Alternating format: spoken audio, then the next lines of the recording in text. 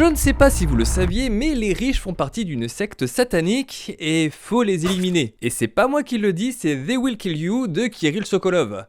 Et pour le coup, le film ne fait pas dans la dentelle. Avec They Will Kill You, on a un pur film de vengeance sous stéroïdes porté par Zazie Beetz qui devient une véritable machine à démolir. Le pitch est simple, une femme est embauchée dans un hôtel où elle se retrouve embarquée dans une spirale de violence où les riches qui vouent un culte à Satan deviennent à leur tour les cibles. Pas besoin d'un scénario ultra complexe parce que l'objectif est clair, envoyer du spectacle, du sang et beaucoup d'énergie.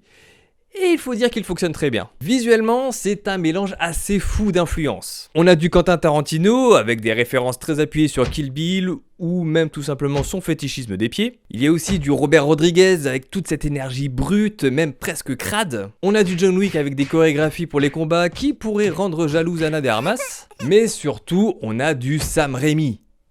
Partout. On retrouve ce côté très décomplexé, on a du gore très appuyé, voire même presque du splatter.